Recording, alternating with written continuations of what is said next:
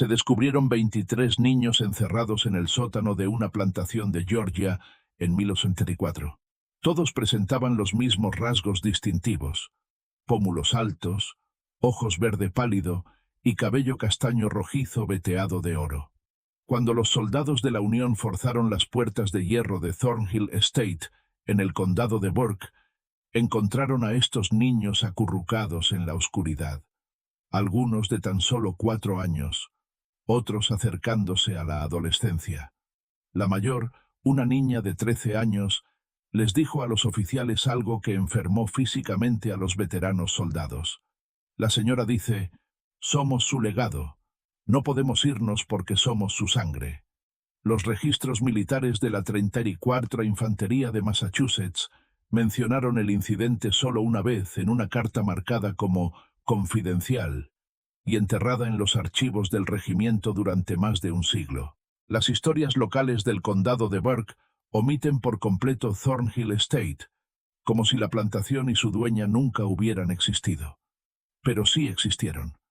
Y lo que Catherine Thornhill creó en esos 16 años, entre la muerte de su esposo y la llegada de las tropas federales, representa uno de los capítulos más inquietantes de la historia estadounidense. Un programa de cría sistemático diseñado para crear generaciones de personas esclavizadas que nunca podrían escapar de su esclavitud porque estaban genéticamente ligadas a su dueña. Antes de continuar con la historia de Catherine Thornhill y la pesadilla que construyó en la Georgia rural, necesito que hagas algo. Si estás escuchando esta historia y te está poniendo la piel de gallina, presiona el botón de suscripción ahora mismo. Este canal se sumerge en los rincones más oscuros de la historia estadounidense, las historias que no enseñan en las escuelas, los secretos enterrados en los sótanos de los juzgados y los registros militares olvidados. Y quiero saber desde dónde estás escuchando. Deja un comentario diciéndome en qué estado o ciudad te encuentras. ¿Estás cerca del condado de Burke, Georgia? ¿Tu pueblo tiene secretos como este enterrados en su pasado? Averigüémoslo juntos. Ahora, volvamos a donde todo comenzó. A una fría mañana de febrero de 1847, cuando una joven viuda heredó una plantación moribunda y concibió un plan que atormentaría a Georgia durante generaciones. El invierno en que Catherine Danforth Thornhill enterró a su esposo fue el más frío que el condado de Burke había visto en 20 años. La finca Thornhill se asentaba sobre 1.700 acres de tierra arcillosa roja a 7 millas al suroeste de Waynesboro, la sede del condado. En 1847, el condado de Burke era tierra de algodón, aunque no tan próspera como las regiones del Cinturón Negro, más al oeste. La tierra aquí estaba cansada, sobreexplotada por décadas de monocultivo. Las plantaciones que habían florecido en la década de 1820 luchaban en la década de 1840, apretadas entre la caída de los precios del algodón y el aumento de los costos. La Guerra de México se había llevado a los trabajadores, y la conversación sobre la expansión territorial dividía a las comunidades en líneas amargas. Thornhill Estate había sido una de las propiedades más exitosas de la región. El difunto esposo de Catherine, Jonathan Thornhill, la había heredado de su padre en 1838, con 42 trabajadores esclavizados, equipo adecuado y una deuda manejable. Pero Jonathan había sido un mal administrador y un entusiasta jugador. Para cuando una fiebre invernal se lo llevó en febrero de 1827, la finca estaba hipotecada hasta el cuello. Los campos apenas producían lo suficiente para alimentar a los trabajadores, y los acreedores daban vueltas como buitres. Catherine tenía 28 años cuando quedó viuda. Se había casado con Jonathan a los 19, un matrimonio estratégico arreglado por su padre, Theodore Danforth, un prominente comerciante de Augusta. Los Danforth eran dinero viejo de Georgia, descendientes de colonos que habían llegado en la década de 1730. Catherine había sido educada por tutores privados, hablaba francés pasablemente bien y había sido criada con la expectativa de administrar un hogar considerable. Lo que no había esperado era heredar una plantación en quiebra con deudas aplastantes y un hijo de 16 años que la miraba con algo parecido al odio. Richard Thornhill era el hijo de Jonathan de su primer matrimonio. Su madre había muerto al dar a luz en 1831 y Jonathan se había vuelto a casar 6 años después. Richard nunca se había encariñado con Catherine, viéndola como una intrusa que había reemplazado a su verdadera madre. Era un chico hosco y estudioso, que pasaba la mayor parte de su tiempo en la pequeña biblioteca de la finca, evitando tanto a su madrastra como el trabajo práctico de dirigir una plantación. Catherine lo encontraba débil, poco práctico y demasiado sentimental con los trabajadores esclavizados. Una vez había sugerido que se les debería enseñar a leer, una idea tan peligrosa que Catherine le había prohibido volver a hablar de ello. La propia plantación reflejaba su decadente fortuna. La casa principal era una estructura de 2 pisos de ladrillo, encalado con 6 columnas en el pórtico delantero, construida en 1805 en estilo federal. La pintura se desprendía de los marcos de las ventanas y el techo tenía goteras en 3 lugares. El mobiliario interior era una mezcla de piezas heredadas de la familia de Jonathan y reemplazos más baratos comprados cuando las buenas piezas se habían vendido para pagar deudas de juego. Detrás de la casa principal se encontraban el edificio de la cocina, el ahumadero, la lechería y la casa del supervisor, todos en un estado similar de deterioro. Más atrás, más allá de una línea de robles vivos cubiertos de musgo español, estaban los cuartos donde vivía la población esclavizada. En 1847 quedaban 31 personas en la propiedad, 11 hombres, 13 mujeres y 7 niños. Otras 16 habían sido vendidas en los últimos 3 años para satisfacer a los acreedores de Jonathan. Los que quedaban sabían que vendrían más ventas. El miedo se cernía sobre los cuartos como la niebla sobre el río Savannah. Catherine pasó el primer mes después de la muerte de Jonathan en una especie de furia controlada. Se reunió con el abogado de la finca, Ambrose Talbert, quien le expuso sus opciones en términos contundentes: vender la propiedad y los trabajadores restantes para saldar las deudas y quizás tener suficiente para vivir modestamente en Augusta, bajo el techo de su padre, o encontrar alguna manera de hacer que la plantación volviera a ser rentable, lo que Talbert consideraba poco probable, dado el estado del mercado del algodón y los recursos agotados de la finca. Ninguna de las opciones era aceptable para Catherine. Regresar a la Augusta significaría admitir el fracaso, vivir como una solterona dependiente en la casa de su padre, marcada para siempre como la viuda que no pudo conservar su herencia. Pero también reconocía que la gestión tradicional de la plantación no salvaría Thornhill Estate. La tierra estaba agotada, el equipo era viejo, los trabajadores esclavizados restantes eran insuficientes en número para trabajar los campos de algodón de manera rentable y no tenía dinero para comprar más. Fue durante una de estas noches de insomnio, revisando los libros de contabilidad de la finca a la luz de las velas, que Catherine concibió su plan. La idea le llegó con la fría lógica de la desesperación. Si no podía permitirse comprar trabajadores, los criaría, pero no de la manera desordenada en que lo hacían la mayoría de las plantaciones, ofreciendo pequeños incentivos para que las parejas tuvieran hijos y esperando 15 años para que esos hijos se convirtieran en trabajadores productivos. No, Catherine imaginó algo mucho más sistemático, más controlado. Crearía una población de trabajadores que estuvieran biológicamente ligados a la finca, que nunca pudieran ser vendidos porque eran sus propios descendientes, que tuvieran una lealtad instintiva a la plantación porque estaba literalmente en su sangre. El plan era monstruoso, pero para Catherine también era elegante. Aún era lo suficientemente joven para tener hijos. Seleccionaría a los hombres más fuertes y sanos de la población esclavizada y concebiría hijos con ellos.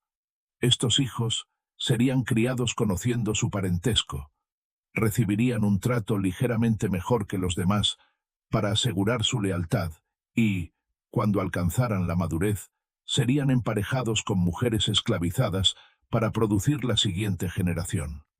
Catherine calculó que en 20 años podría tener una fuerza laboral de 50 o más, todos ligados a Thornhill Estate, por lazos que iban más allá de la propiedad legal. Comenzó a llevar un diario para elaborar los detalles. No era un diario de sentimientos personales. Catherine era demasiado práctica para eso.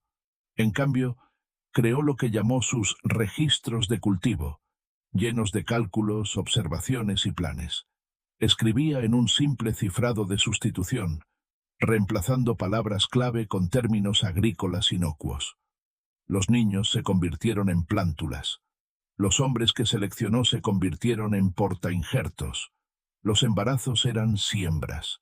Las páginas del diario estaban cubiertas de diagramas que parecían tablas de cría de ganado, porque eso era esencialmente lo que eran. La primera selección de Catherine fue un hombre llamado Isaac, de 24 años, nacido en la plantación y conocido por su fuerza física y su temperamento estable. Lo convocó a la casa principal en una tarde de marzo de 1847, después de que los demás trabajadores se hubieran retirado a los cuartos. Lo que sucedió esa noche quedó registrado en el diario de Catherine, solo como primera siembra completada con portainjerto 1, tiempo claro y suave. 3 semanas después, lo convocó de nuevo, y luego 2 veces más antes de que terminara el mes. Para abril, Catherine estaba segura de que estaba embarazada. Lo registró en su diario con el mismo desapego emocional con el que podría anotar la siembra de algodón. Cultivo inicial exitoso.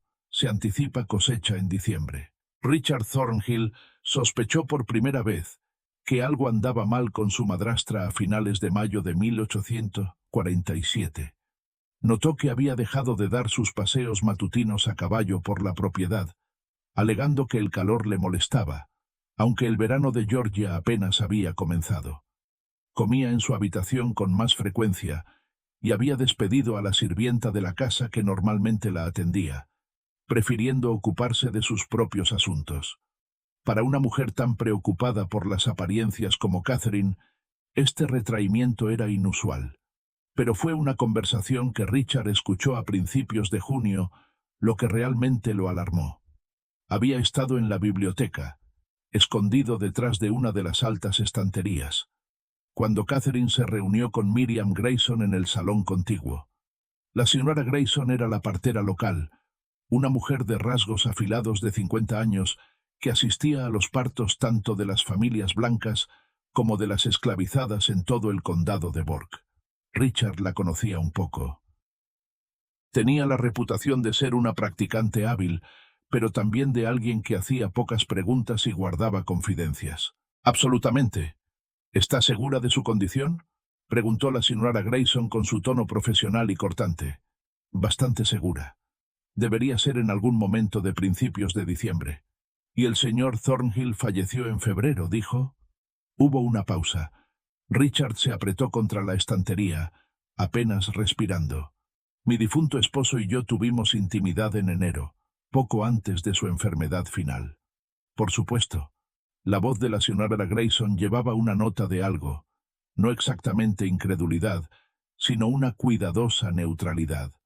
«Necesitaré examinarla adecuadamente y deberíamos discutir los arreglos para el parto. ¿Querrá que esté aquí en la casa?» «Sí, y necesitaré su discreción, Miriam». «Absolutamente. La tiene, como siempre». Richard esperó a que ambas mujeres abandonaran la habitación antes de salir de su escondite. Le temblaban las manos. Las matemáticas no cuadraban. Su padre había estado postrado en cama durante todo el mes de enero, apenas consciente la mayor parte de los días, atormentado por la fiebre y los escalofríos. Richard se había sentado con él muchas noches. No había habido posibilidad de relaciones íntimas entre su padre y Catherine, lo que significaba que el niño que Catherine llevaba había sido concebido después de la muerte de Jonathan, en marzo o abril, con otra persona. Las implicaciones le revolvieron el estómago a Richard. Si se supiera que Catherine había concebido un hijo fuera del matrimonio, El escándalo destruiría lo poco que quedaba de la reputación de la familia. Los acreedores se moverían de inmediato para embargar la propiedad. La familia Danforth en Augusta la repudiaría.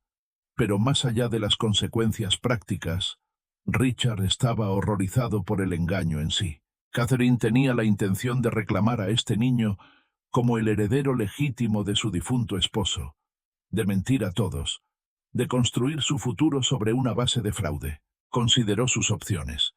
Podía confrontar a Catherine directamente, pero solo tenía 16 años, y ella tenía toda la autoridad legal sobre la finca. Podía ir al abogado Talbert en Waynesboro, pero sin pruebas, sería su palabra contra la de Catherine, y como menor, su testimonio tendría poco peso. Podía escribir a su abuelo, Danforth en Augusta, pero Catherine leía todo el correo saliente de la finca. En cambio, Richard comenzó a observar a Catherine con atención, buscando pruebas, tratando de entender lo que estaba planeando. Notó que convocaba a Isaac a la casa principal con regularidad, siempre después del anochecer, siempre cuando el supervisor estaba en el pueblo o ocupado con otras tareas en la propiedad. Vio cómo la manera de Catherine hacia Isaac era diferente de su trato con los otros trabajadores esclavizados. No amable exactamente, pero menos abiertamente hostil. Le hablaba en oraciones completas en lugar de órdenes secas. Para Julio, Richard estaba seguro de que Isaac era el padre del hijo de Catherine. La comprensión lo llenó de horror, no solo por la violación de los límites sociales y legales, sino por lo que revelaba el carácter de Catherine.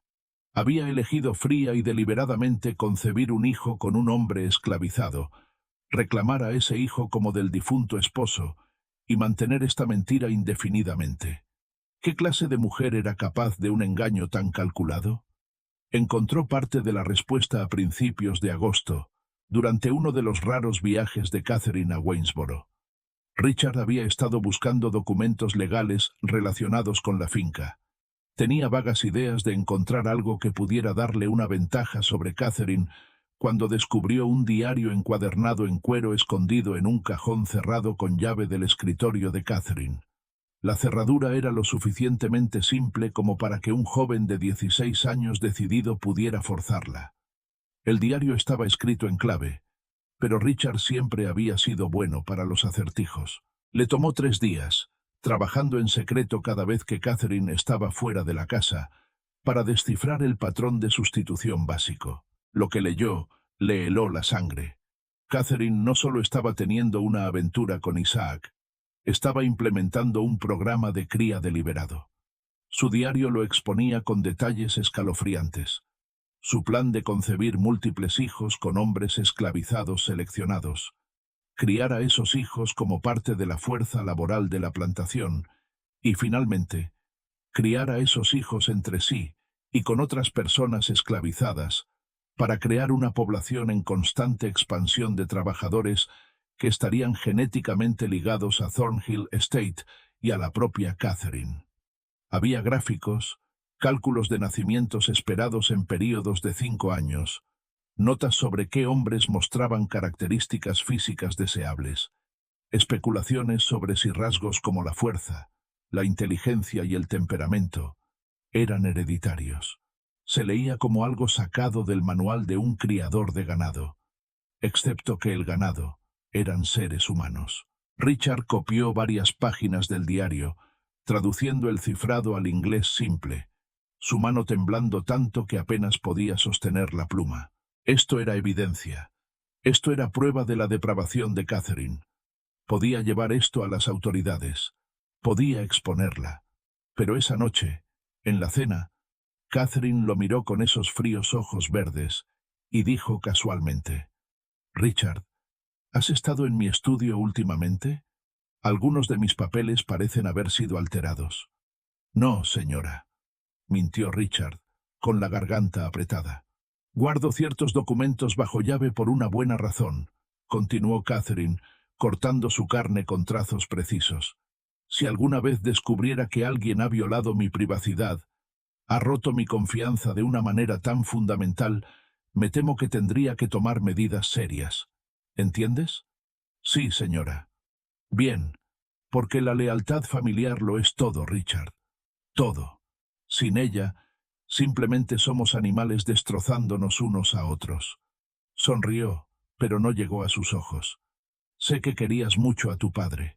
Odiaría que su memoria se viera empañada por un escándalo, especialmente un escándalo que pudiera surgir de su propio hogar. La amenaza era clara.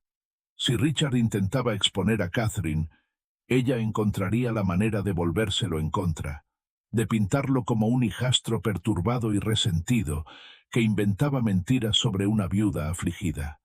¿Quién creería a una respetada dueña de plantación de una familia prominente o a un torpe adolescente con un resentimiento conocido hacia su madrastra? Richard regresó a su habitación esa noche y quemó las páginas que había copiado, pero siguió observando a Catherine y comenzó a sentirse cada vez más enfermo. Comenzó con la fatiga. Para septiembre, Richard se encontraba agotado a media tarde, incapaz de concentrarse en sus libros. Su apetito disminuyó. Desarrolló frecuentes dolores de cabeza que le dificultaban pensar con claridad. Para octubre, experimentaba debilidad muscular y dolores de estómago ocasionales. Catherine mostró una gran preocupación. Insistió en que Richard se quedara en la cama. Le preparaba las comidas ella misma, llevándole tazones de sopa y platos de comida blanda. Convocó a la señora Grayson para que lo examinara. La partera, que también servía como médico general en ausencia de un médico adecuado, diagnosticó agotamiento nervioso complicado por una posible tisis. Prescribió descanso, aire fresco cuando Richard se sintiera lo suficientemente fuerte y un tónico especial que Catherine obtuvo de una farmacia en Augusta. La tuberculosis a menudo ataca a los jóvenes de disposición sensible, le dijo Catherine a Richard, ajustándole las almohadas con un toque de cuidado. Tu padre tenía un primo que murió de eso a tu misma edad. Debemos ser vigilantes. Richard sabía la verdad. Había leído sobre el envenenamiento por arsénico durante sus horas en la biblioteca. Reconocía los síntomas en sí mismo: la fatiga, los problemas digestivos, la debilidad muscular. Catherine lo estaba matando lentamente, disfrazando el asesinato de enfermedad, eliminando a la única persona que conocía su secreto y representaba una amenaza para sus planes. Pero estaba demasiado débil para defenderse, demasiado aislado para obtener ayuda. Los sirvientes de la casa seguían las órdenes de Catherine al pie de la letra. El supervisor rara vez venía a la casa principal. La habitación de Richard estaba en el segundo piso, y para noviembre apenas tenía fuerzas para levantarse de la cama, y mucho menos para escapar de la propiedad y llegar a Waynesboro. Hizo un último intento de exponer a Catherine a finales de noviembre, escribiendo una carta a su abuelo, Danforth, en Augusta. Le tomó 3 días componerla, trabajando unos minutos a la vez antes de que el agotamiento lo abrumara. Describió el programa de cría de Catherine, su diario, el envenenamiento. Selló la carta y se la dio a una de las sirvientas más jóvenes de la casa, una niña llamada Pearl, rogándole que la enviara por correo en Waynesboro sin decírselo a Catherine. Pearl tomó la carta, pero también se lo dijo a Catherine, aterrorizada de lo que sucedería si la señora descubría que había estado guardando secretos. Catherine leyó la carta sin expresión, luego la quemó en la chimenea frente a Richard. Estás muy enfermo, querido. La fiebre está afectando tu mente. Estás imaginando cosas que no son reales. Es una misericordia, en realidad, que no tengas que sufrir mucho más.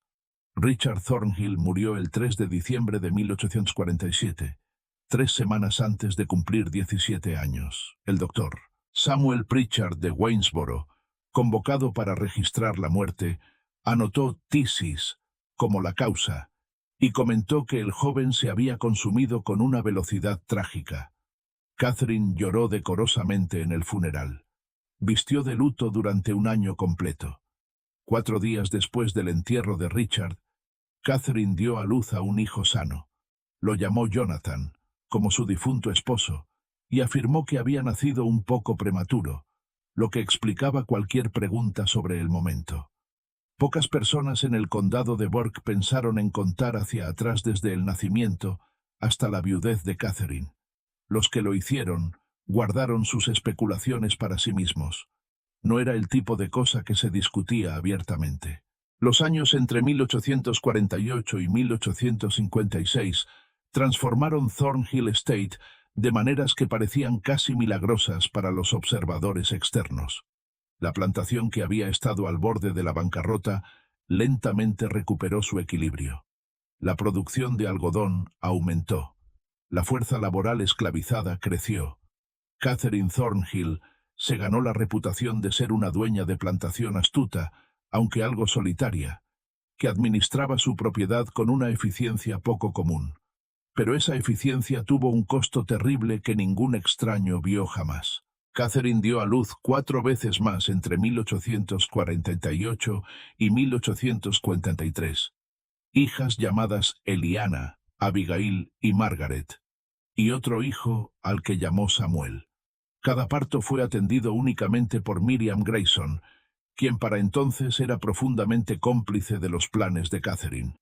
La partera recibía generosos pagos por sus servicios y su silencio, honorarios regulares que superaban con creces sus tarifas normales, más una pequeña cabaña en el borde de la propiedad de Thornhill, donde podía vivir sin pagar alquiler.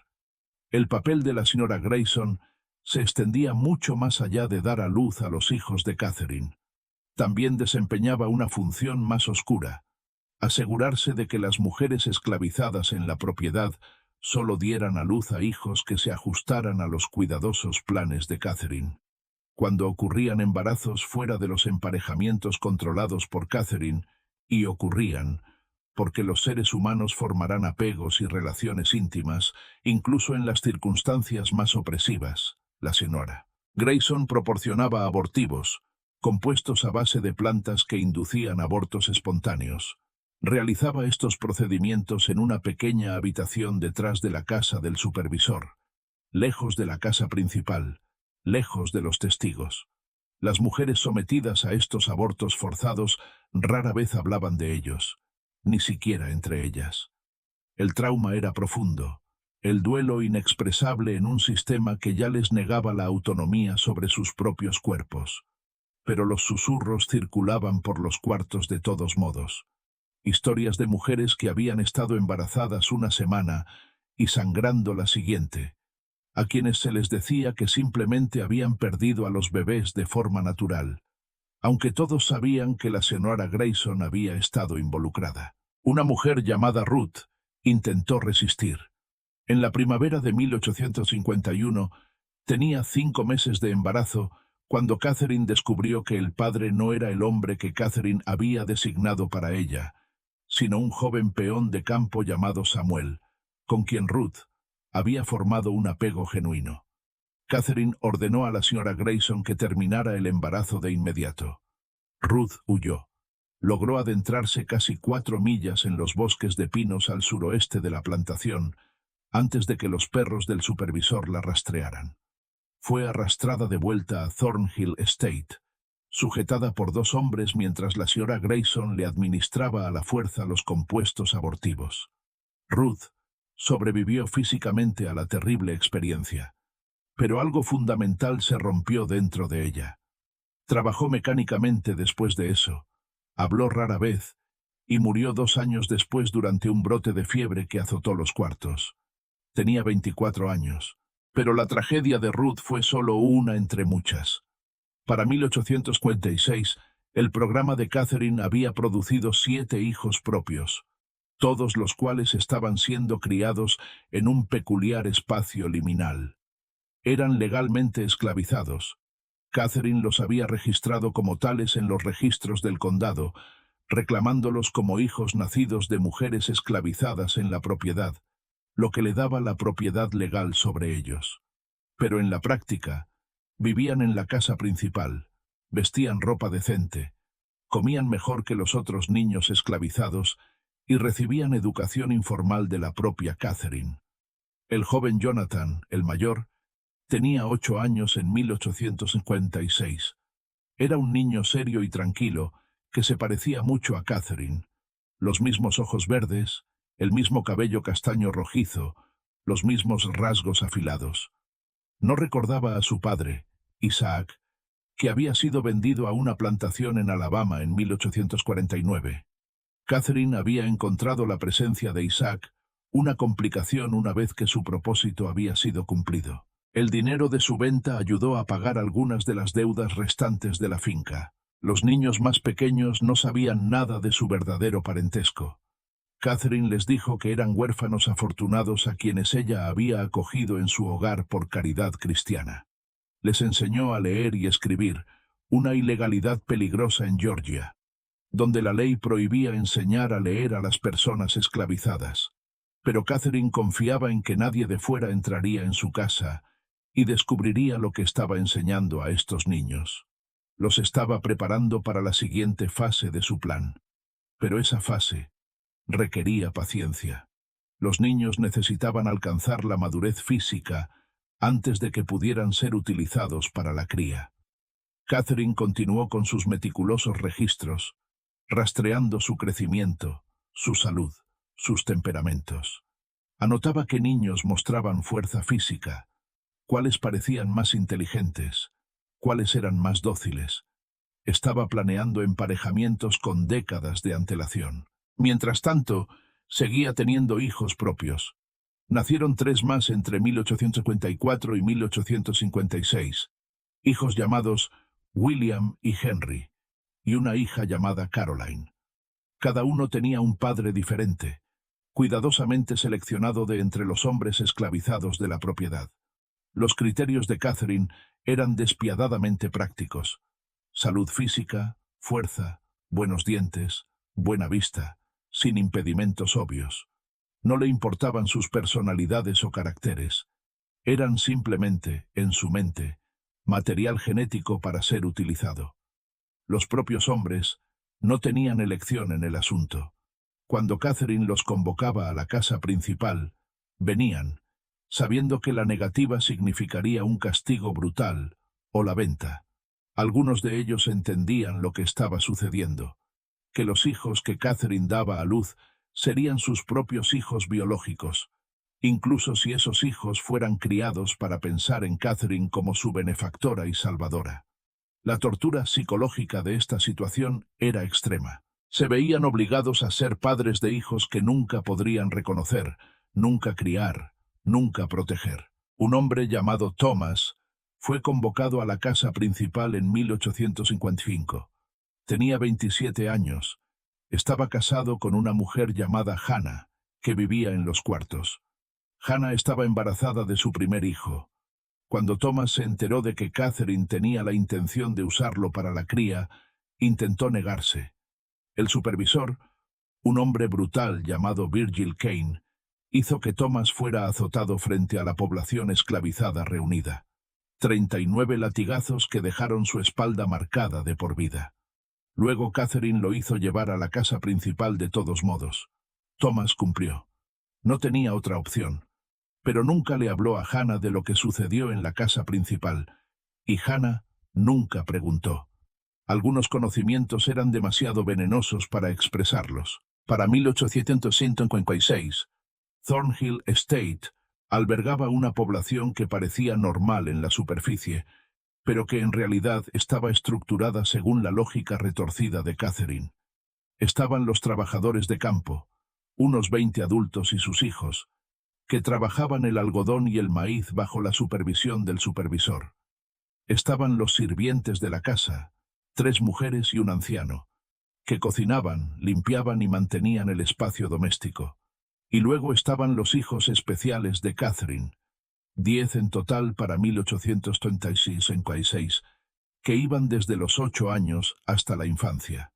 Estos niños ocupaban una extraña posición en la jerarquía de la plantación.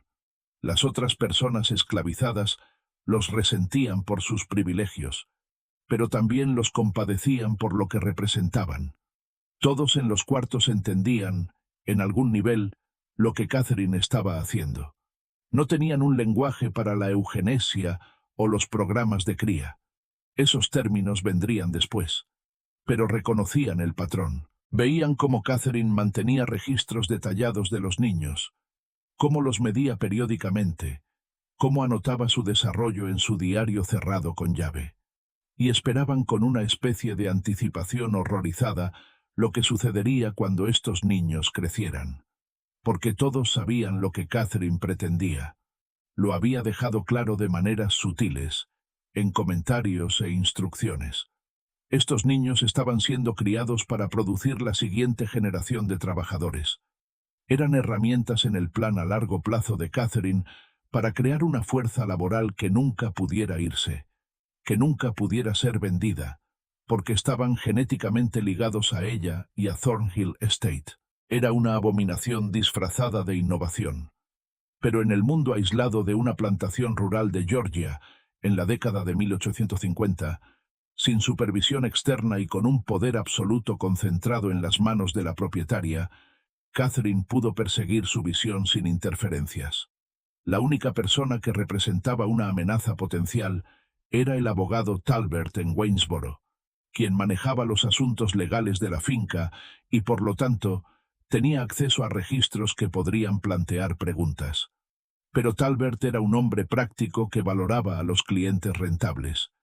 Y para 1856, Thornhill Estate se estaba volviendo rentable. Los rendimientos del algodón estaban mejorando. La fuerza laboral crecía a través del programa de cría de Catherine sin costo de adquisición. Las deudas se estaban pagando.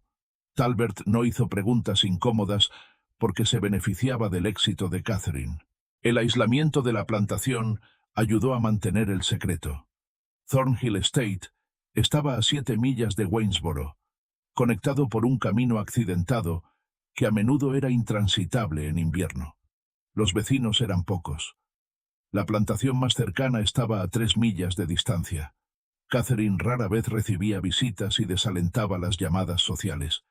Cuando interactuaba con otras familias de plantaciones, generalmente en la iglesia los domingos o en reuniones ocasionales en Waynesboro, se presentaba como una viuda adecuada, administrando la propiedad de su difunto esposo con virtud cristiana y sabiduría práctica. Nadie sospechaba del horror sistemático que ocurría detrás de las paredes de ladrillo encalado de la casa principal y en los cuartos más allá de los robles. E incluso si hubieran sospechado, ¿les habría importado? Esto era Georgia en la década de 1850, una sociedad construida sobre la explotación brutal de la mano de obra esclava. El programa de Catherine era más sistemático, más fríamente calculado que la mayoría, pero no era fundamentalmente diferente en su tipo de lo que sucedía en miles de otras plantaciones en todo el sur. Ese fue quizás el aspecto más inquietante de toda la situación. El programa de cría de Catherine era monstruoso, pero también era lógico dentro del marco de una sociedad que ya trataba a los seres humanos como propiedad para ser comprada, vendida y criada a voluntad.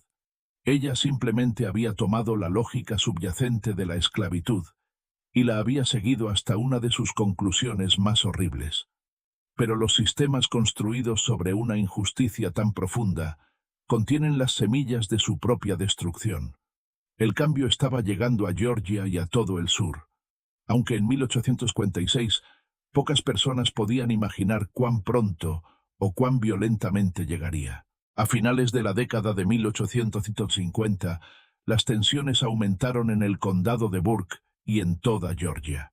La cuestión de la expansión de la esclavitud a nuevos territorios dominaba la política nacional.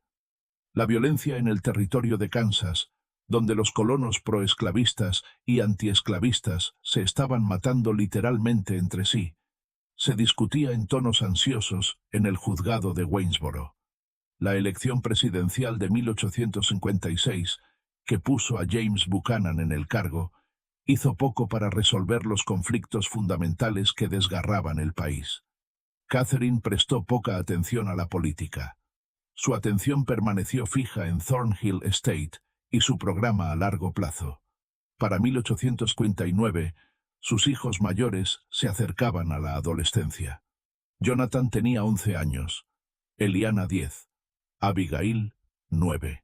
Todavía eran demasiado jóvenes para la fase de cría del plan de Catherine, pero ya estaba haciendo preparativos. ya seleccionando a cuáles de las jóvenes esclavas serían las parejas apropiadas cuando llegara el momento. Fue durante este período que Catherine construyó lo que llamó la Sala del Patrimonio, en una sección previamente no utilizada del ala este de la mansión. Les dijo a los sirvientes de la casa que sería un espacio de almacenamiento para registros familiares y recuerdos. En realidad, era un santuario para su programa de cría. La habitación no tenía ventanas, estaba iluminada por lámparas de aceite, con paredes revestidas de estantes y una gran mesa en el centro. En los estantes, Catherine guardaba sus diarios codificados, 3 volúmenes encuadernados en cuero para 1859, que relataban cada nacimiento, cada emparejamiento, cada observación sobre el desarrollo de los niños. También guardaba pequeños viales de vidrio, cada uno etiquetado con un nombre y una fecha, que contenían mechones de cabello de cada niño. Estas muestras estaban dispuestas en filas, organizadas por generación y parentesco, un archivo físico de sus experimentos genéticos. En la mesa, Catherine había dibujado elaborados árboles genealógicos con tinta, mostrando no las relaciones familiares reales, sino sus emparejamientos planeados para las generaciones futuras. Las líneas conectaban nombres con anotaciones sobre los resultados anticipados. Constitución fuerte, buenos dientes, inteligente, temperamento dócil. Parecían tablas de cría para perros de exposición o caballos de carrera, excepto que los nombres eran humanos. Abigail emparejada con el hijo de Thomas, Jacob. Eliana con el hijo de Isaac, Marcus, que nacería en 1872. Margaret con el sobrino de Samuel, Peter. Catherine pasaba horas en esta habitación, planeando décadas en el futuro, imaginando una Thornhill Estate poblada por 100 o más trabajadores, todos descendientes de ella, todos genéticamente y psicológicamente ligados a la tierra. En su mente estaba creando algo revolucionario, una plantación que nunca enfrentaría escasez de mano de obra, nunca requeriría compras costosas de nuevos trabajadores, nunca correría el riesgo de fugas masivas, porque la población esclavizada no tendría a dónde ir. Eran familia en el sentido más literal. La implementación práctica de esta visión requirió que Catherine ejerciera un control aún más estricto sobre las estructuras sociales de la plantación. Comenzó a separar a los niños en diferentes grupos según sus roles en su programa. Los niños especiales, su propia descendencia biológica, continuaron viviendo en o cerca de la casa principal. Los otros niños esclavizados se mantenían a distancia, durmiendo en los cuartos, trabajando en los campos tan pronto como tenían la edad suficiente. Pero Catherine también necesitaba a estos otros niños. Eran necesarios para la mezcla genética que imaginaba. Así que implementó un sistema de manipulación sutil, ofreciendo pequeños privilegios a las familias que cooperaban con sus emparejamientos, amenazando con la separación y la venta a quienes se resistían. La presión psicológica era inmensa y constante. Una mujer llamada Violet, madre de 3, se encontró en una posición imposible. En 1860, Catherine había decidido que la hija mayor de Violet, una niña de 14 años llamada Sarah, debería ser emparejada con uno de los peones de campo mayores, un hombre de unos 30 años llamado Elijah. Sarah estaba aterrorizada.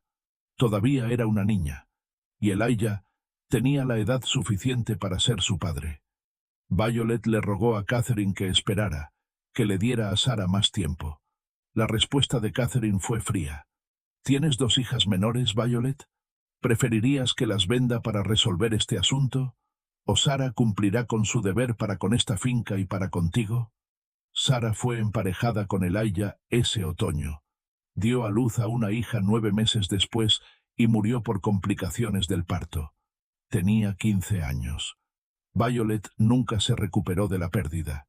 Continuó trabajando mecánicamente sin hablar con nadie, y en 1862 se adentró en el río Savannah y se ahogó. Pero tragedias como las de Sarah y Violet eran invisibles para los observadores externos. Cuando los visitantes llegaban a Thornhill Estate, lo que era raro, veían una plantación bien administrada con campos ordenados, una casa sustancial y una fuerza laboral que parecía adecuadamente alimentada y alojada. El horror estaba cuidadosamente oculto, enterrado en los cuartos, encerrado en la sala del patrimonio, codificado en los diarios de Catherine.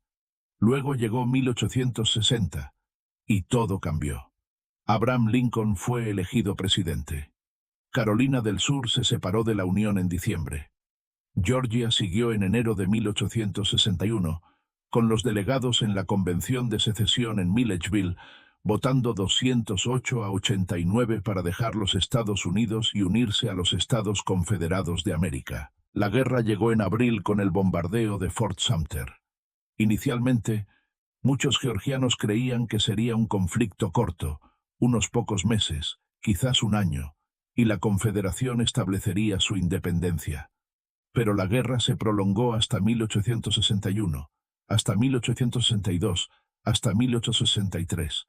Los jóvenes del condado de Burke marcharon a luchar en Virginia y Tennessee. Algunos regresaron en ataúdes, otros no regresaron en absoluto. La guerra trastocó los planes de Catherine de maneras que no había anticipado. El supervisor, Virgil Kane, se alistó en el ejército confederado en 1861 y murió en Shiloh en abril de 1862. Encontrar un reemplazo fue difícil. La mayoría de los hombres blancos sanos estaban en la guerra. Catherine finalmente contrató a un anciano llamado Silas Kendrick, que era demasiado viejo para el servicio militar. Kendrick era menos brutal que Kane, pero también menos eficaz para mantener la disciplina y el control. La población esclavizada en Thornhill Estate comenzó a sentir el cambio en la dinámica de poder. Las noticias se filtraban a través de las redes de esclavos que conectaban las plantaciones de toda Georgia. Informes susurrados de victorias de la Unión, rumores de que Lincoln había emitido una proclamación liberando a las personas esclavizadas en territorio confederado, especulaciones sobre lo que sucedería si los yanquis llegaban al sur. Catherine apretó su control lo mejor que pudo. Confinó a la población esclavizada a la plantación, prohibiendo que nadie se fuera, ni siquiera para visitar a familiares en propiedades vecinas. Aumentó ligeramente las raciones para reducir la tentación de huir y aceleró su programa de cría, empujando a algunos de los niños a emparejamientos antes de lo que había planeado originalmente. Jonathan, su hijo mayor, cumplió 15 años en diciembre de 1862.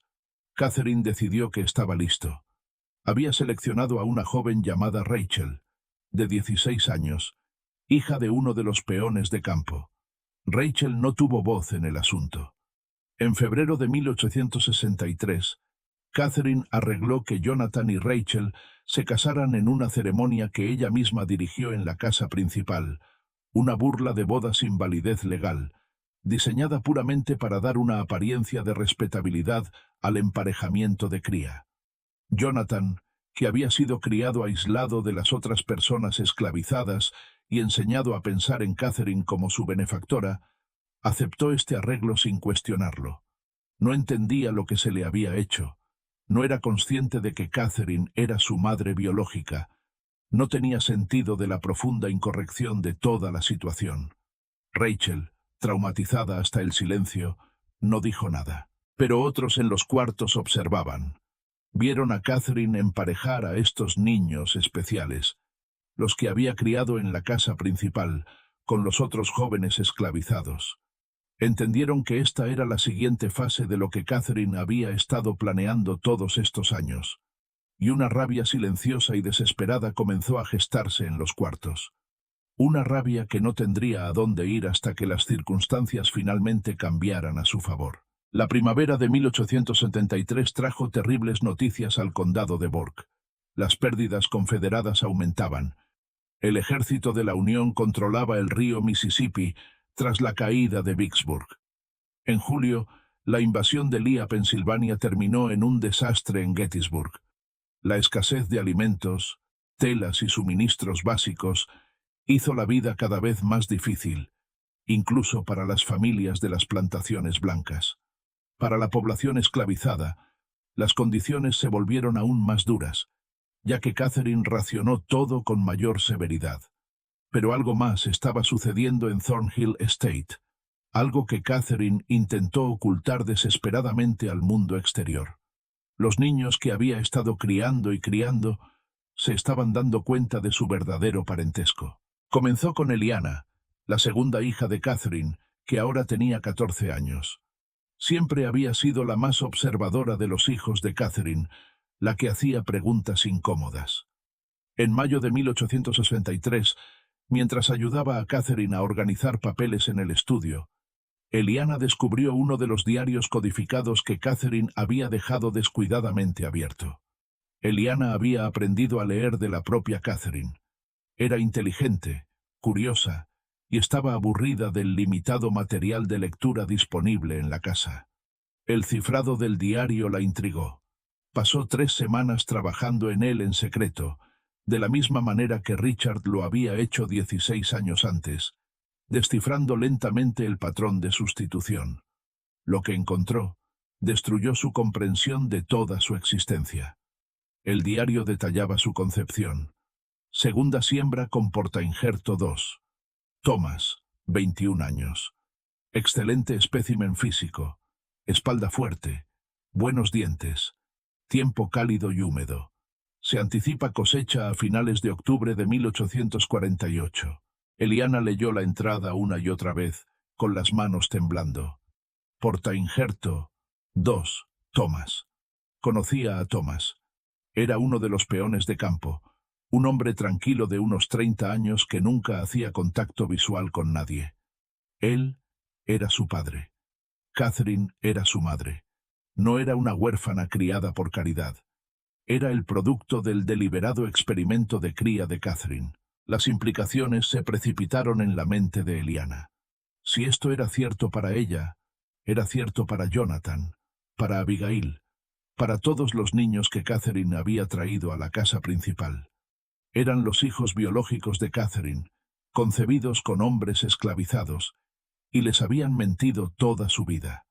Peor aún, el diario exponía los planes de Catherine para su futuro. Eliana leyó las anotaciones sobre los emparejamientos, sobre la descendencia anticipada, sobre la creación de una fuerza laboral autosuficiente.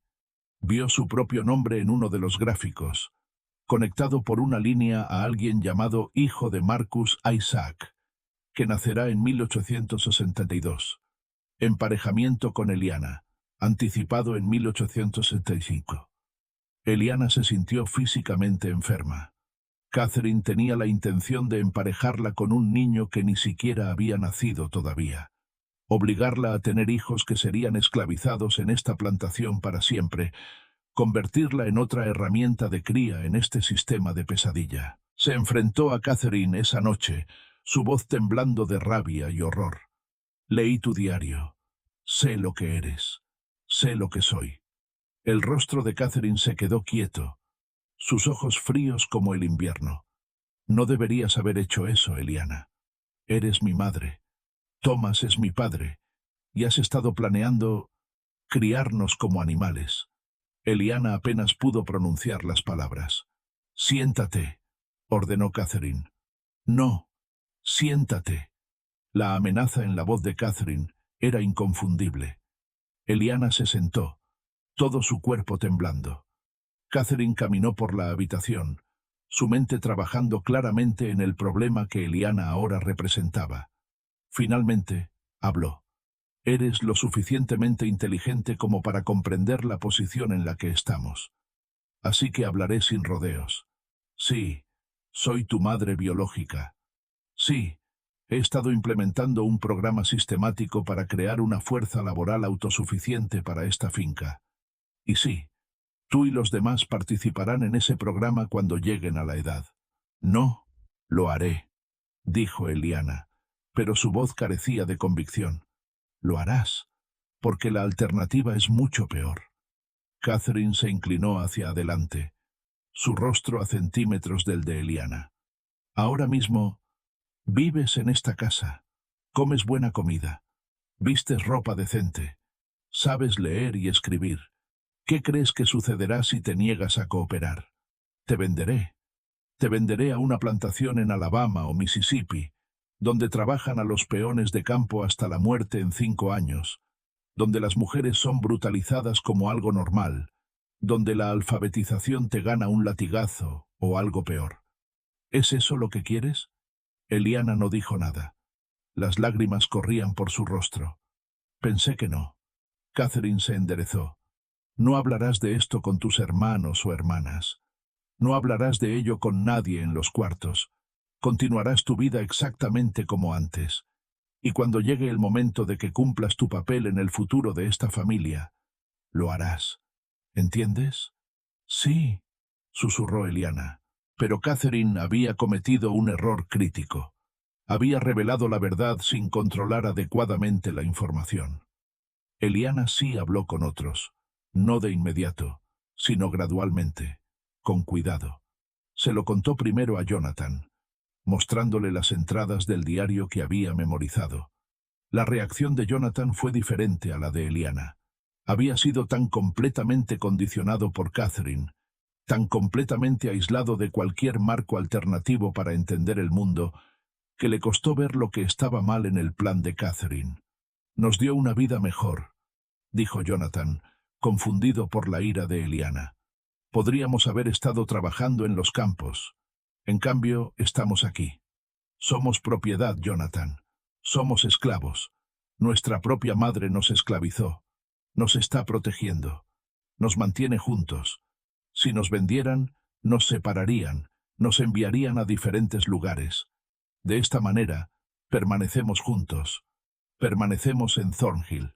Eliana se dio cuenta con horror de que Catherine había adoctrinado a Jonathan con demasiado éxito. No podía ver la jaula que Catherine había construido a su alrededor. Pero Abigail, de 13 años y afilada como un cristal, entendió de inmediato cuando Eliana se lo contó. Y Margaret, a los 12, también lo entendió. Los niños más pequeños todavía eran demasiado jóvenes para comprenderlo por completo, pero los mayores ahora lo sabían. Sabían lo que eran y lo que Catherine pretendía para ellos. El conocimiento cambió la atmósfera en la casa principal. Catherine lo sintió. Ese cambio en el aire, la forma en que sus hijos la miraban ahora. Había miedo, sí, pero también algo más. Cálculo. Espera. Estaban esperando su momento, y Catherine lo sabía. Consideró sus opciones. Podía vender a los hijos mayores, eliminar el problema, pero eso desperdiciaría años de inversión en planificación. Podía castigarlos lo suficientemente severamente como para quebrar sus espíritus, pero la brutalidad física podría dañarlos de maneras que interferirían con el programa de cría. Los necesitaba sanos, capaces de tener hijos. Así que Catherine eligió un enfoque diferente. Demostraría las consecuencias de la desobediencia a través de otra persona. En agosto de 1873, una joven llamada Grace intentó huir de Thornhill Estate. Tenía 17 años, estaba embarazada y desesperada. La habían emparejado con uno de los peones de campo en contra de su voluntad, y no podía soportar la idea de traer un hijo a este sistema. Corrió de noche, en dirección este hacia el río Savannah, con la esperanza de cruzar de alguna manera a Carolina del Sur y desde allí llegar a las líneas de la Unión. Fue capturada en 12 horas. Los perros la rastrearon hasta un arroyo a 3 millas de la plantación. Fue traída de vuelta, encerrada en uno de los edificios anexos, y a la mañana siguiente, Catherine reunió a todos, a todas las personas esclavizadas, incluidos sus hijos especiales de la casa principal, en el patio entre los cuartos y la mansión. Grace fue sacada, con las manos atadas. Catherine se paró en el porche de la casa principal, con el rostro inexpresivo. Esta mujer intentó abandonar sus responsabilidades para con esta finca, y para con todos ustedes. Intentó destruir la familia que hemos construido aquí. El castigo por tal traición debe ser severo. Lo que siguió fue brutal. Grace fue azotada públicamente. 20 latigazos administrados por el anciano supervisor Kendrick, que llevó a cabo el castigo con sombría renuencia. Catherine hizo que todos los niños observaran, incluidos sus propios hijos biológicos. El mensaje era claro. Esto es lo que les sucede a los que intentan irse. Pero Catherine había vuelto a calcular mal. El castigo público no aterrorizó a la población esclavizada hasta la sumisión. En cambio, les aclaró algo.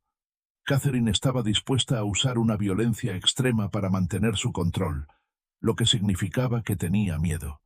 Y si tenía miedo, eso significaba que tenían más poder del que se habían dado cuenta. Los susurros comenzaron a circular por los cuartos en las semanas siguientes.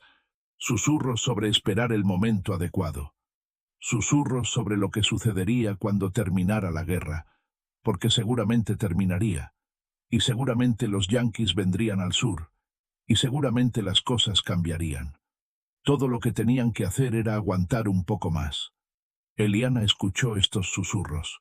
Comenzó a pasar tiempo cerca de los cuartos cuando Catherine no estaba mirando, desarrollando relaciones con las otras personas esclavizadas de las que había estado separada toda su vida.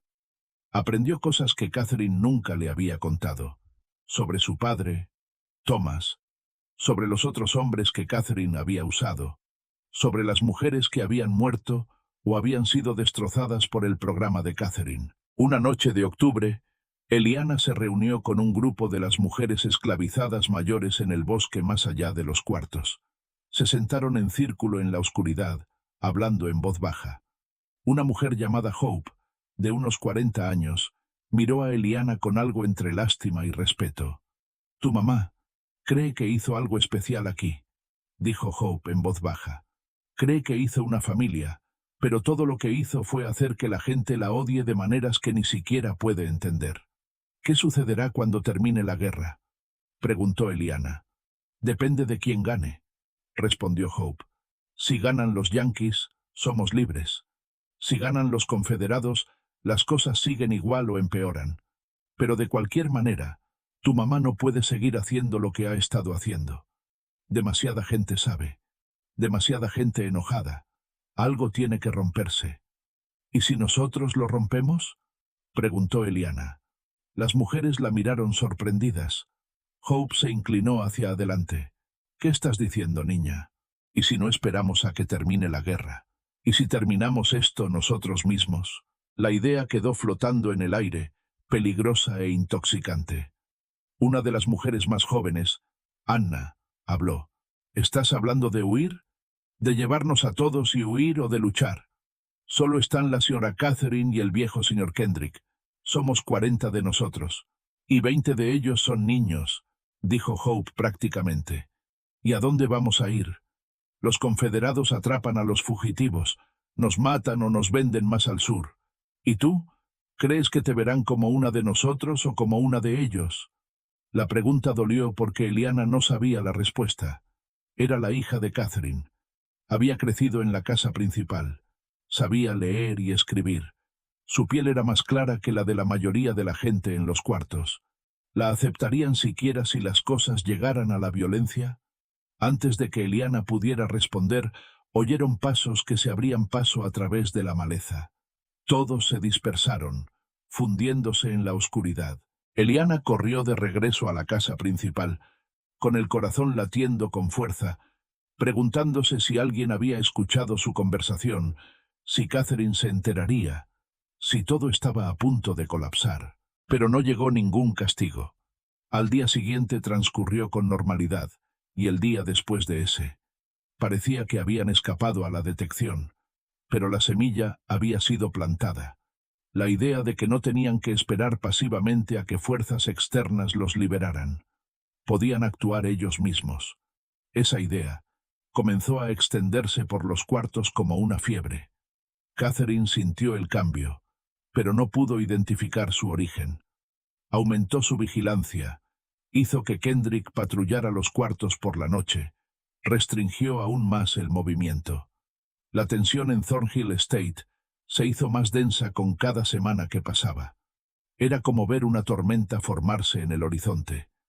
Nubes oscuras acumulándose, la electricidad cargando el aire, todos esperando que cayera el rayo. La ruptura llegó en marzo de 1864, pero no de la manera que nadie esperaba. Una unidad de caballería confederada pasó por el condado de Burke, requisando suministros de las plantaciones. Comida, caballos, telas, cualquier cosa útil para el esfuerzo de guerra. Catherine no tuvo más remedio que cumplir. Proporcionó maíz, carne en conserva y 2 de los mejores caballos de la plantación. Los soldados se quedaron solo una noche, acampados en los campos más allá de los cuartos, y partieron al amanecer. Pero su presencia tuvo consecuencias. Los soldados hablaban abiertamente sobre el progreso de la guerra, y las noticias eran malas para la Confederación. Sherman avanzaba por Georgia. Las fuerzas de la Unión se acercaban desde múltiples direcciones. Algunos soldados hablaban fatalistamente de que la guerra estaba perdida, de volver a casa, de la imposibilidad de mantener la lucha por mucho más tiempo. La población esclavizada de Thornhill Estate escuchó cada palabra. La esperanza surgió en los cuartos. La libertad estaba llegando. Podría tardar meses o semanas, pero estaba llegando. Todo lo que tenían que hacer era aguantar un poco más. Catherine, sintiendo esta esperanza y aterrorizada por lo que significaba para sus planes a largo plazo, decidió actuar con decisión. Si la Confederación caía, si la población esclavizada era liberada, todo lo que había construido se derrumbaría. Sus hijos especiales se irían. Su programa de cría terminaría. 16 años de trabajo serían para nada. No podía permitir que eso sucediera. En la noche del 17 de marzo de 1864, Catherine reunió a sus hijos biológicos en la casa principal. Jonathan, Eliana, Abigail, Margaret, Samuel, William, Henry, Caroline, y los 3 más pequeños que todavía eran bebés. 11 hijos en total, que iban desde los 16 años hasta los 6 meses. Las cosas van a cambiar muy pronto, les dijo Catherine, su voz tranquila pero sus ojos intensos. La guerra puede terminar mal para nosotros. Los yanquis pueden venir. Puede haber intentos de apartarlos de mí, de destruir nuestra familia. No puedo permitir que eso suceda. Eliana sintió un escalofrío recorrer su espalda. ¿Qué estás planeando? Vamos a asegurar nuestro futuro esta noche. Los llevó a la sala del patrimonio en el ala este, la habitación a la que ninguno de ellos, excepto Jonathan, había tenido permiso de entrar. Catherine encendió las lámparas de aceite, iluminando los estantes de diarios, los viales de muestras de cabello, los elaborados árboles genealógicos dibujados en papel y clavados en las paredes. «Este es nuestro legado», dijo Catherine. «Esto es lo que hemos construido juntos, y nadie nos lo va a quitar». De un gabinete cerrado con llave, Catherine sacó una pequeña caja de madera. Dentro había varias botellas de vidrio que contenían un líquido transparente. Esto es un medicamento llamado láudano. En pequeñas dosis proporciona alivio del dolor. En dosis más grandes, proporciona paz eterna. Abigail jadeó. ¿Quieres envenenarnos? Quiero protegerlos, corrigió Catherine, su voz adquiriendo un tono de desesperación. Si vienen los yanquis, si liberan a los demás, ¿a dónde irán? No son lo suficientemente blancos para vivir en la sociedad blanca. Tampoco son completamente negros a sus ojos. Serán parias, sin dueño, sin pertenecer a ninguna parte. ¿Es eso mejor que quedarse aquí, permanecer juntos, quedarse conmigo? Sí, dijo Eliana con firmeza. Cualquier cosa es mejor que esto. El rostro de Catherine se endureció. Eres demasiado joven para entender. Todos ustedes son demasiado jóvenes. Pero yo soy su madre, y sé lo que es mejor para esta familia. Se dirigió hacia las botellas, pero Jonathan se interpuso entre ella y los demás. Tenía 16 años. Era casi tan alto como Catherine, y algo en su rostro había cambiado. No, dijo en voz baja. Jonathan, no seas tonto. Entiendes el plan. Siempre lo has entendido. Entendí lo que me dijiste, dijo Jonathan. Pero Eliana me mostró los diarios. Leí lo que escribiste sobre nosotros, sobre el padre Isaac, sobre el padre Thomas, sobre todos ellos. Sé lo que hiciste. Sé lo que eres. Soy tu madre. Eres un monstruo, dijo Jonathan, y su voz se quebró en la palabra. Catherine lo abofeteó, un chasquido agudo que resonó en la pequeña habitación. ¿Cómo te atreves? Después de todo lo que te he dado, después de todo lo que he sacrificado, no sacrificaste nada, dijo Eliana, adelantándose para pararse junto a Jonathan. Usaste a la gente. Los destruiste. Nos destruiste a nosotros. Catherine miró a sus hijos, viéndolos claramente, quizás por primera vez. Estaban unidos contra ella. Incluso los más pequeños que no entendían del todo lo que estaba sucediendo, sintieron la confrontación y se pusieron del lado de sus hermanos mayores. Los había perdido. En ese momento, Catherine tomó una última y desesperada decisión. Si no podía conservar a sus hijos, si iban a rechazarla y a abandonarla y a destruir todo lo que había construido, entonces al menos conservaría el registro de lo que Catherine Thornhill había creado. Las generaciones futuras sabrían lo que Catherine Thornhill había creado, incluso si la creación misma había fracasado. Agarró los diarios, los gráficos, los viales de muestras de cabello, apretándolos contra su pecho. ¿Creen que pueden escapar de mí? ¿Creen que pueden fingir que nada de esto sucedió? Estos registros sobrevivirán. Probarán lo que construí aquí. Probarán que tenía razón. Pasó junto a sus hijos y salió corriendo de la habitación, llevando la evidencia física de sus crímenes. Jonathan y Eliana la persiguieron, pero Catherine era más rápida, impulsada por una energía maníaca. Corrió a través de la casa principal, por la puerta principal, por el patio, hacia los cuartos. Lo que sucedió a continuación dependió de a quién se le preguntara. Múltiples testimonios entrarían en conflicto más tarde, cada persona recordando los eventos de manera ligeramente diferente, moldeados por su propio trauma y perspectiva. Lo que es seguro es que Catherine llegó a los cuartos llevando sus diarios y especímenes.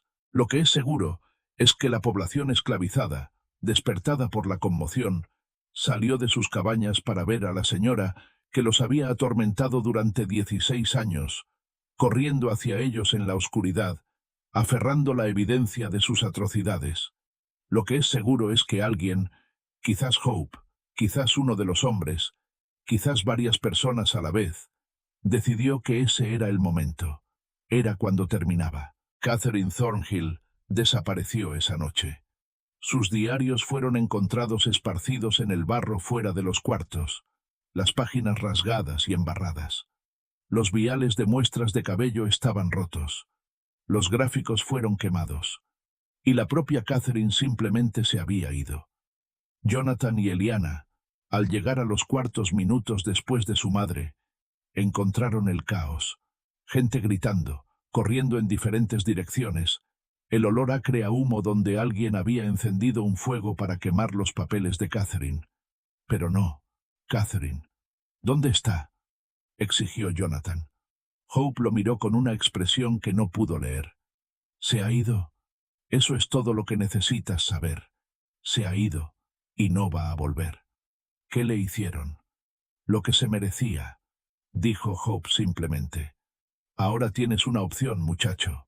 Puedes armar un escándalo por tu mamá, o puedes entender que se hizo justicia aquí esta noche y dejarlo estar. Jonathan miró a Eliana. El rostro de su hermana estaba pálido, sus ojos muy abiertos, pero asintió lentamente. Déjalo estar, susurró. A la mañana siguiente, se denunció la desaparición de Catherine Thornhill. El viejo señor Kendrick, el supervisor, registró la propiedad pero no encontró nada. Informó de la desaparición al sheriff de Waynesboro, quien vino a investigar, pero finalmente concluyó que la señora Thornhill probablemente había huido de la zona por temor al avance de las fuerzas de la Unión. Una suposición razonable dada la deteriorada situación militar. Nadie de los cuartos habló de lo que había sucedido. Jonathan, Eliana y los otros niños no dijeron nada. El registro oficial simplemente afirma que Catherine Thornhill desapareció en la noche del 17 de marzo de 1864 y nunca más fue vista. Pero todos en Thornhill Estate sabían la verdad, aunque nunca la pronunciaran en voz alta. Catherine había sido asesinada esa noche. Su cuerpo había sido desechado en algún lugar de los 1.700 acres de la plantación, y sus hijos, su descendencia biológica, su programa de cría, su legado, habían elegido dejar que sus asesinos quedaran impunes porque entendían que su madre se había ganado su destino. La guerra terminó 15 meses después. El ejército del general Sherman arrasó Georgia a finales de 1864, aunque pasaron 30 millas al norte del condado de Burke y nunca llegaron directamente a Thornhill Estate. La Confederación se derrumbó en abril de 1865. La libertad llegó a la población esclavizada de Georgia a través de una combinación de ocupación militar, la 13ª enmienda y el simple hecho de que el sistema de esclavitud ya no podía mantenerse. En Thornhill Estate, la transición fue complicada. Jonathan, como el hijo mayor de Catherine, tenía algún derecho legal sobre la propiedad, pero su estatus era ambiguo. Legalmente esclavizado bajo la ley de Georgia, pero también heredero biológico de Catherine. El abogado Talbert en Waynesboro intentó resolver el desorden, pero finalmente se rindió. La propiedad cayó en una especie de limbo legal. La mayoría de la población anteriormente esclavizada abandonó Thornhill Estate a las pocas semanas de la emancipación.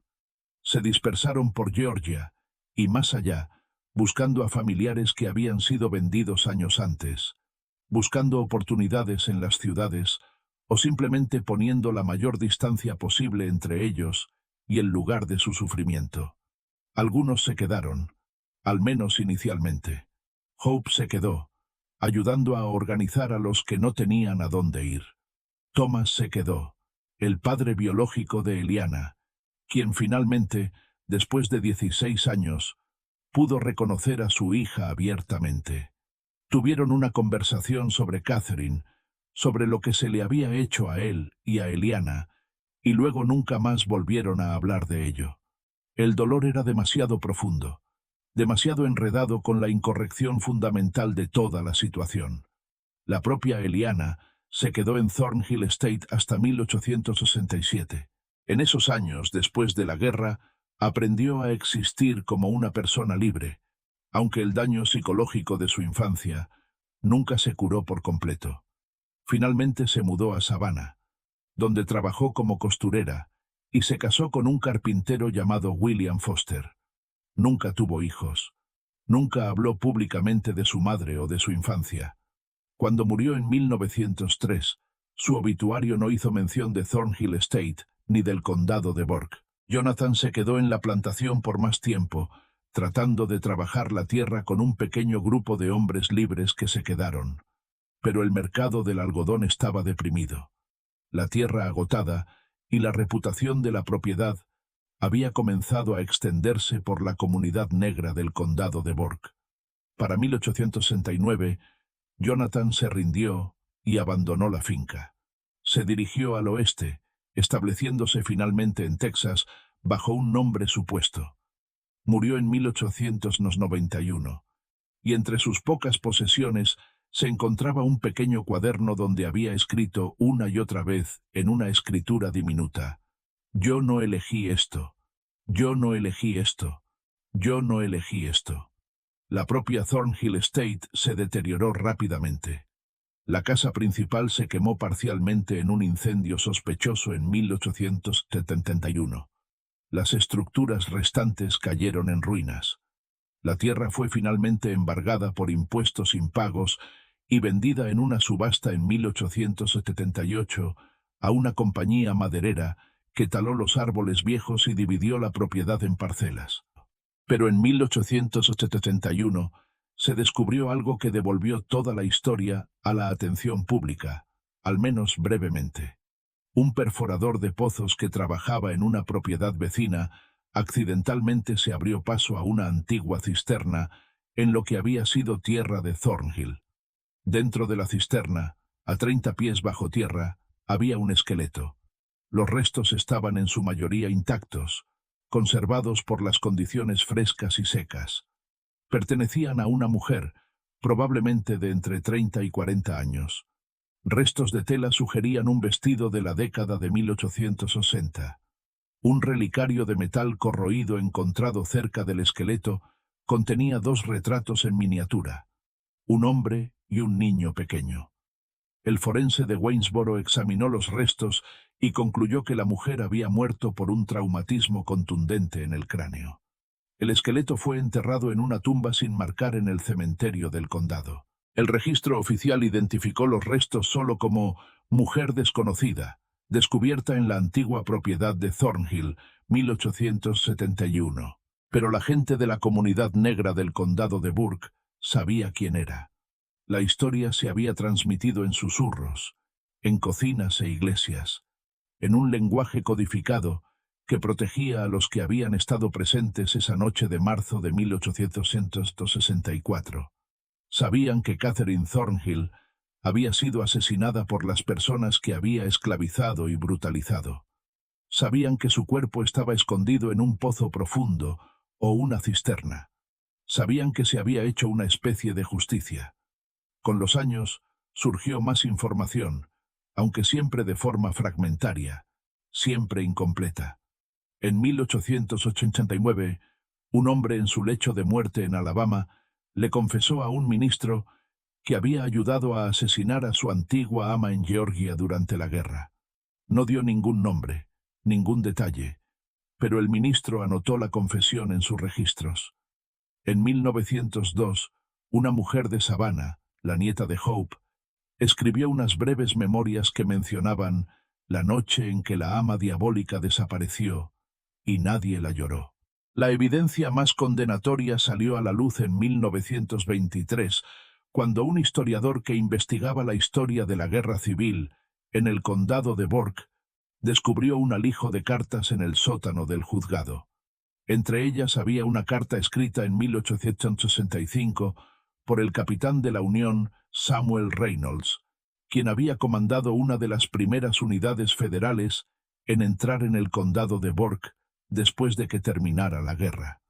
Reynolds escribió: «Descubrimos pruebas inquietantes en una propiedad llamada Thornhill Estate, indicios de experimentos de cría sistemáticos realizados por la difunta propietaria sobre personas esclavizadas, incluida su propia descendencia biológica. Los detalles son demasiado grotescos para relatarlos en su totalidad, pero múltiples testigos confirmaron que la mujer, una tal Catherine Thornhill, había implementado un programa para crear una población esclavizada autoperpetuable mediante la reproducción forzada a través de las generaciones. Los testigos también nos informaron que la señora Thornhill desapareció en marzo de 1864 y aunque no declararon explícitamente lo que ocurrió, su significado era bastante claro. He decidido no seguir investigando el asunto, ya que me parece que cualquier justicia que se haya aplicado a esta mujer fue bien merecida. He ordenado a mis hombres que no digan nada de lo que hemos sabido aquí». La carta fue archivada y olvidada de nuevo hasta que una estudiante de posgrado la encontró en 1954, mientras investigaba para su disertación sobre la reconstrucción en Georgia. Intentó verificar la historia, entrevistando a residentes ancianos del condado de Burke que pudieran recordar historias familiares de esa época. La mayoría afirmó no saber nada. Una mujer, de 93 años, bisnieta de una de las personas esclavizadas en Thornhill Estate, dijo solo: «Sucedieron algunas cosas que tenían que suceder. Algunas personas hicieron cosas que había que hacer, y eso es todo lo que hay que decir al respecto». El misterio final de Thornhill Estate concierne a los 23 niños encontrados encerrados en el sótano cuando llegaron las tropas federales. El informe oficial del capitán Reynolds los menciona, al igual que varias cartas escritas por soldados de su unidad. Los niños fueron liberados y colocados con familias de libertos en el condado de Burke y áreas circundantes. Pero lo que les sucedió después se pierde en la historia. Algunos de ellos seguramente sobrevivieron hasta la edad adulta. Algunos probablemente tuvieron sus propios hijos, lo que significa que probablemente haya personas vivas hoy, viviendo en Georgia o en otros lugares, que llevan el legado genético de Catherine Thornhill sin saberlo. Podrían ser descendientes de Jonathan o Eliana, o de uno de los otros niños del programa de cría. Podrían llevar algunos de esos rasgos distintivos: ojos verde pálido o cabello castaño rojizo, pómulos afilados que marcaban a la descendencia de Catherine. Nunca sabrían que su antepasada construyó su legado sobre uno de los sistemas de explotación y crueldad más calculados de la historia estadounidense. Catherine Thornhill se convenció a sí misma de que estaba construyendo algo revolucionario, creando un nuevo modelo de gestión de plantaciones, asegurando el futuro de su familia. En realidad, estaba perpetuando e intensificando uno de los mayores males de la humanidad. Y las personas que explotó, las personas que crió, controló y atormentó, finalmente la borraron de la historia tan completamente como ella había intentado borrar su humanidad. ¿Qué piensas de esta historia? ¿Crees que todo fue revelado? ¿O todavía hay secretos enterrados en esa tierra del condado de Burke? La verdad es que puede que nunca sepamos el alcance total de lo que sucedió en Thornhill Estate. Las personas que lo vivieron, los supervivientes, eligieron llevar algunos secretos a la tumba. Y quizás ese sea su derecho. Quizás algunas historias pertenecen a las personas que las soportaron, no a historiadores o narradores como yo. Pero podemos honrar a esas personas recordando que su resistencia importó, que su supervivencia importó, que sobrevivieron al sistema diseñado para destruirlos. Si esta historia te conmovió, si te hizo pensar en las historias ocultas de tu propia comunidad, házmelo saber en los comentarios a continuación. Comparte este video con alguien que aprecie las inmersiones profundas en los capítulos más oscuros de Estados Unidos.